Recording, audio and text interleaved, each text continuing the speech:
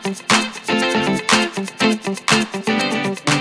guys, Coach Jess here from Knockout Women's Boxing Club, and for today's Tip Tuesday, we're going to go over with you some of the common mistakes people make when they first start using pads or focus mitts in their boxing training. We're also going to show you how to fix those mistakes. So stay tuned and we will show you how. Hey guys, I have Teresa with us today, our club manager here at Knockout, and she's going to help me demonstrate today's tips about how to fix your pad work. So, first mistake we often see people make when they start running pads is they square up with each other. So, meaning they just stand straight in front of each other, like you would day to day having a conversation, although that might be awkward too.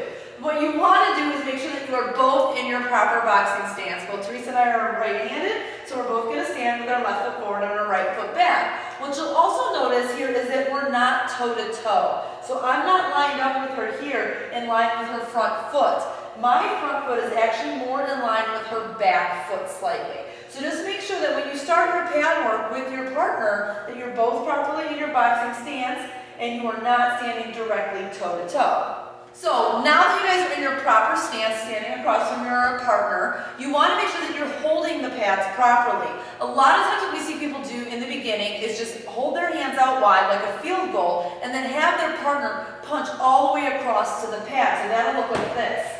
And they're teaching their partner by doing this to punch really far across their body. You are never going to have an opponent whose head or body is this wide. So you need to make sure that you're feeding the pads towards the center. So the fix to this, instead of holding them wide, as you'll see here in a second, is I'm going to start with them in my stance, in my guard, like I would if I was punching as well. And I'm going to feed the pad in to meet Teresa's punch towards the center of our bodies where the actual target would be. So slowly with the jab cross, it's going to look like this. I'm going to feed it in. As opposed to, again, this really wide punching right away to meet her, and she's got to overextend. So make sure you're feeding those pads in towards your partner. So now that you're in your boxing stance, your hands are up as a pad runner, you're feeding those pads in to meet your partner's punch, you want to make sure you're catching it properly. So when people do this in the beginning, they think they need to just lay into their partner as hard as they can, or they'll push and kind of stuff the punch. So the wrong way to do this is as Teresa comes in, I'm going to push and almost push her back. And I'm kind of jamming up her punches. Even though she has good aim and she's making it to the target, I'm jamming up and shortening her punch. What I need to do is kind of catch it or almost slap the punch, kind of giving her almost like a high five. So now the right way to do this is I'm just going to feed it in and just slightly just kind of slap her punch. This part is probably the hardest part. It takes a lot of practice to get this timing and this rhythm down. But just think of meeting your punch and kind of slapping their fist versus knocking their fist away, pushing it in, or winding up and trying to slam their hand down. Okay, so once you're in your stance, you're feeding those pads toward the center and you're giving them a good amount of pressure to strike the pad with.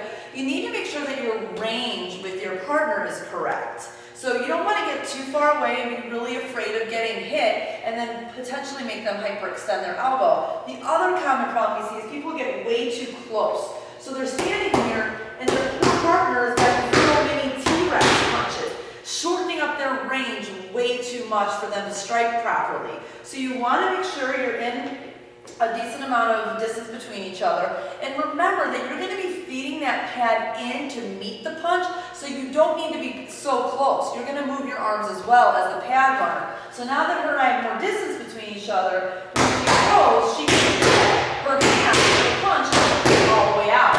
Last but not least, like we always say, is moving your feet.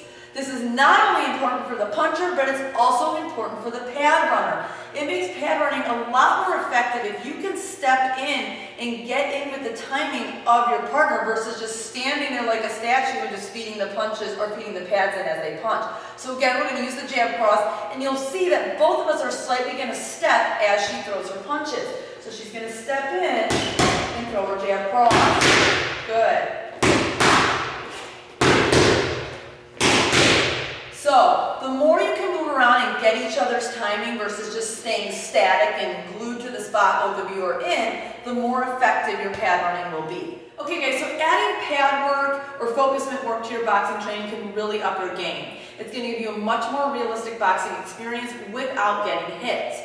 Pad work can improve your skills, improve your defense, and overall just give you a more effective boxing workout. It's a lot more challenging to run pads than it is to hit a heavy bag because the target is much smaller, so it requires you to be more precise and technical with your boxing skills. So these tips today were much more geared towards the pad runner versus the puncher, but stay tuned because we're going to be doing tips in the future that will help the puncher get better at pad work as well. So we hope you guys liked this video. If you did, do not forget to give us a thumbs up. Don't forget to subscribe to our channel, and we will see you in next week's tip. Sure, you can flexible time if you'd like.